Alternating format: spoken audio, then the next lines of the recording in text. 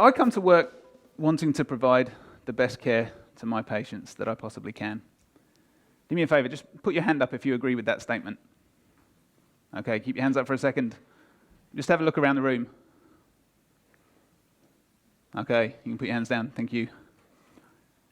I think everyone in healthcare comes to work wanting to provide the best care to our patients that we possibly can. And I think that's the first assumption that we should start with any time that we design an education program. So my kids do Little Athletics, and if any of you have been a parent at Little Athletics, you'll know that when you go to Little Athletics, you get a job.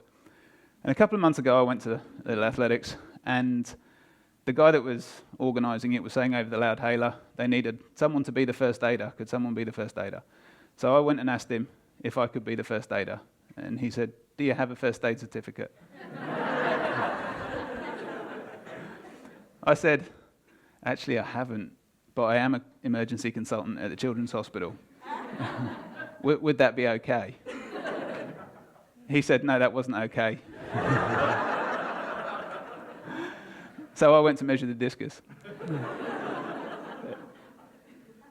Now, did that experience motivate me to go out and get a first aid certificate? It didn't. And frankly, rightly or wrongly, I think that would have been a bit of a waste of my time. And I think Jason Frank summed up the reasons why in his review of competency-based medical education that he published in Medical Teacher a while ago, when he said this. He said, "The competency approach is often reductionist, with training to the test, and with little attention to the essential intrinsic value of the learner's education." So I think when we are designing our simulation training programs at work, we need to be really careful that we're mindful of the intrinsic value of that education to the people that are our learners. So I grew up in a town about 20 miles north of London where the most famous tourist attraction was this Victorian schoolroom, which was perfectly preserved. So every year we had to go on a school trip. And we would walk down the high street and we would go to this schoolroom and we'd all sit in rows and we'd copy stuff off the whiteboard. And if you got stuff wrong, people would shout at you. They waved sticks around. They never actually hit us, but you got the idea. Then we'd walk back to our school and we would go and sit in rows and copy stuff off the whiteboard. And if we got stuff wrong, people would shout at you. And it was fairly obvious that really nothing had changed in 150 years between those two experiences. And that's because that works. That's called behaviorism, that idea that we change what we do in response to an external stimulation. And we know it works because we use it. We use it when we train puppies. So if Fido does a wee on the carpet, then Fido might get 5 minutes in the laundry to think about it. If Fido sits on command, then he gets a treat. So he learns to do what we want him to do. We use it when we train kids. So if Billy says a bad word, then Billy gets 2 minutes on the naughty step. Whereas if Billy sits on the toilet for 5 minutes after his dinner, he gets a sticker on his sticker chart. So he learns to do what we want him to do. And behaviorism's great if you want everybody to be the same. So we've got to work out with our training programs whether we're trying to train everybody to be the same or not. And I think there's a couple of questions we need to ask so that we can work that out. One of them is the level of our learners. So if we take the example of teaching kids to use bad language, if you're 3, we pretty much all agree what word it's okay for you to say and what words it's not okay for you to say. Whereas as we become more advanced users of bad language, that becomes more context dependent. So if I go down the pub with my brother and I'm talking at a normal tone of voice, it's probably okay if I use the F word. But if I'm giving grand rounds, I probably shouldn't. Really. And the same's true, I think, in clinical context as well. This is an X-ray of attention pneumothorax, and most standard resuscitation courses would say, you should never see this X-ray. In reality, both of the places where I practice clinical medicine have digital radiography. We get pre-notification by the ambulance service, so the radiographer's usually there before the patient. In reality, I can see this X-ray quicker than somebody can wash their hands to do something about it. So if I've got a really junior learner, their take-home message might very usefully be, this is an imminently fatal condition that you need to fix right now, and that's enough. Whereas if I'm talking with more expert learners, then that context is much more dependent, and maybe we need a conversation about the pros and cons of different ways of fixing that, or different ways of demonstrating that finding before we intervene. The other thing that I think we need to consider is the difference between a cake, a space rocket, and a baby. So those of you that follow Don't Forget the Bubbles really closely will know that every year Andy Tagg bakes his wife a birthday cake on her birthday. Andy is a terrible baker.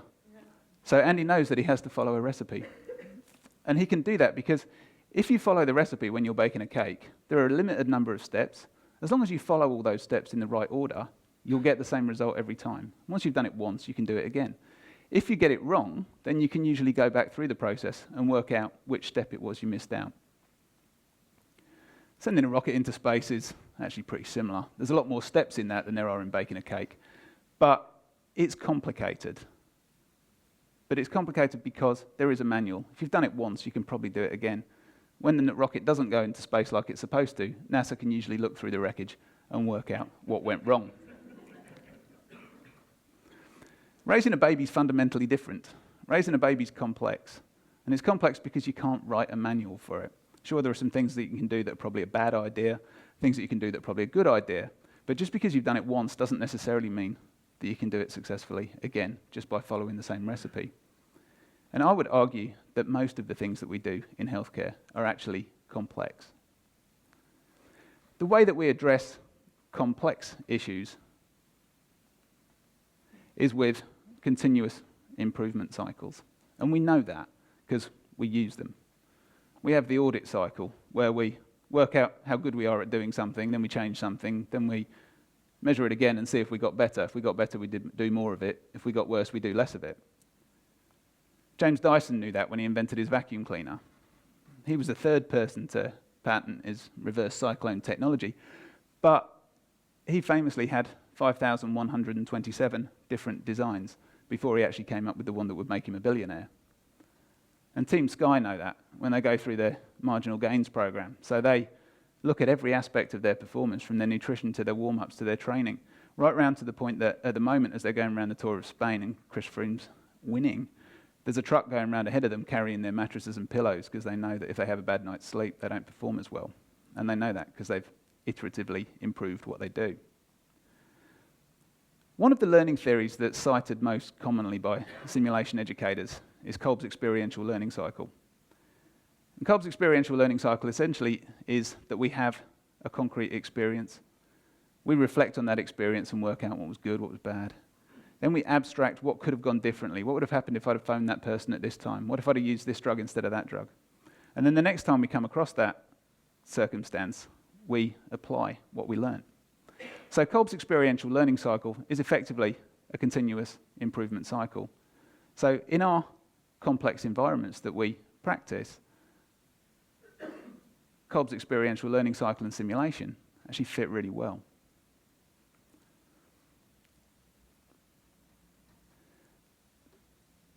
So the important thing about iteratively improving our practice is that we have to make sure we're iteratively improving, continuously improving the right version of the truth. And there are several different versions of the truth, and we've got to make sure we're improving the care that we actually offer to the patients in front of us, and not some fictionalized version that we think we offer.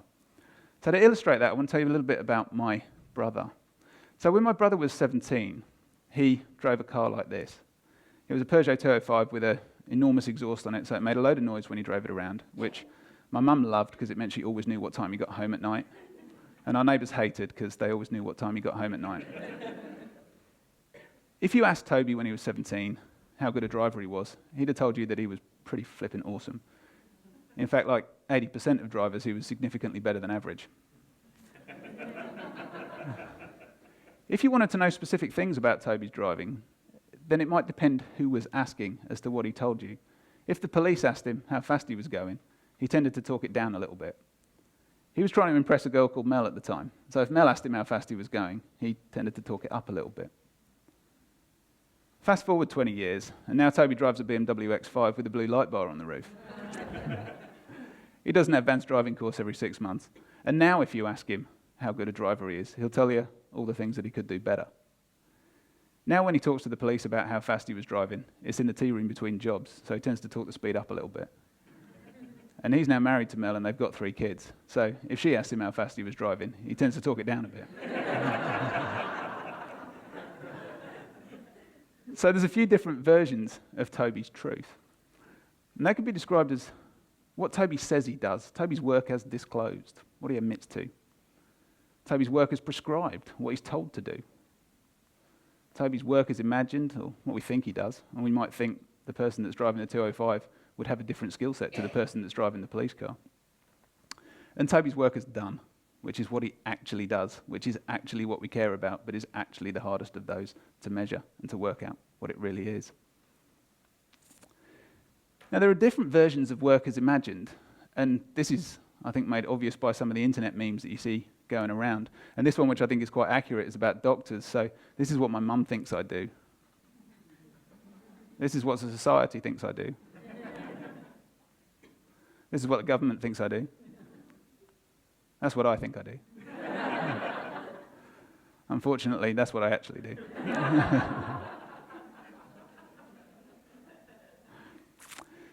Now, if we're doing something complicated, then those 4 different types of work might actually be very close to the same thing. So we might be able to use them as proxies for each other.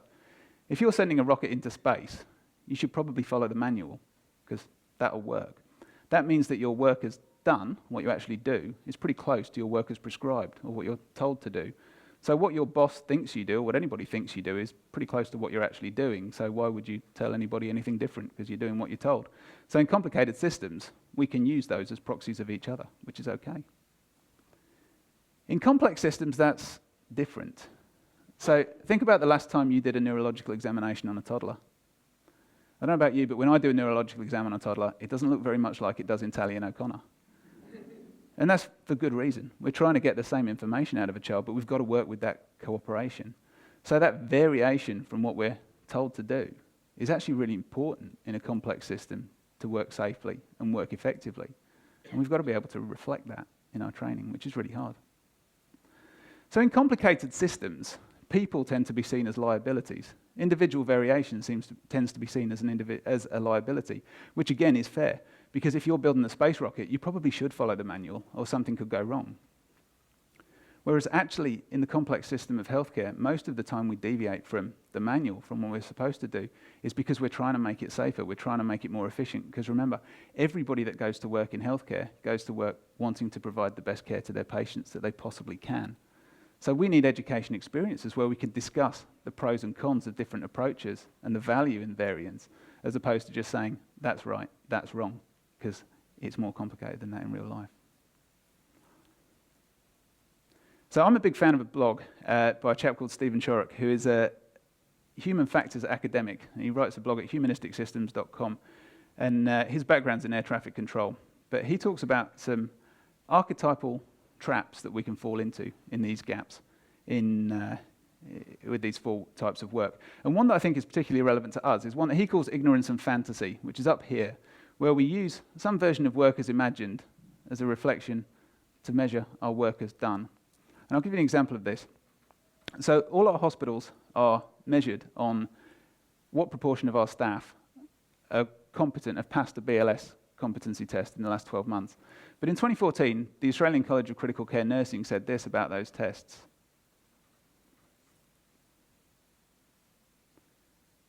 They said that repeated assessment of competence has been demonstrated to only prove competence at that moment in time, and is therefore of minimal benefit to the clinician, the patient, or the organisation.